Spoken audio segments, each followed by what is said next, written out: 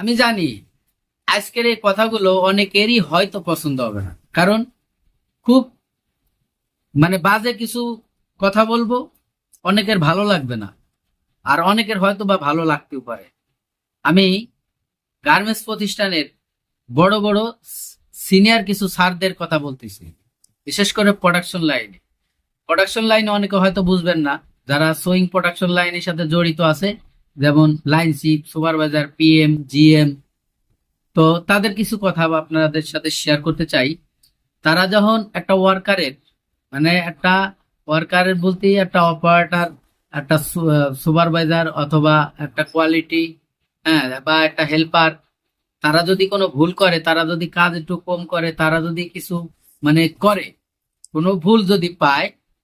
তারে তো গাইলই গাইলই, তার মারে বোনরে গোষ্ঠী সহ গাইলে, মানে এমন গালি দেয়, পেটে যদি 6 মাসের বাচ্চা থাকে সেটাও হয়তো পুড়ে যায়। কিন্তু এই প্রোডাকশন লাইনের বাইরে, যেমন ধরেন কাটিং মাস্টার, যখন কাটিং ইনচার্জ, কাটিং মাস্টার এবং কাটিং ম্যানেজার, অথবা সেকশন ওয়াইজ যে যে সমস্ত বসেরা আছে, সিনিয়র পার্সনরা আছে, তারা যদি একটা গালি দেয়, ধরেন একটা মেয়েরে, বাংলা বা আমাদের বাংলা যে বাঙালিদের ভাষা যেটা, মাদারচোদ, মাদারচোদ কাজ করলি না কে, হ্যাঁ, এইরকমের একটা ভাষা যদি তারা দেয়, প্রোডাকশনের পিএমজিএম বাদে, তাইলেই মনে করেন লাগে যায়। আর এই মাগিরা, এই যে সমস্ত মাগিরা, এই যে পিএম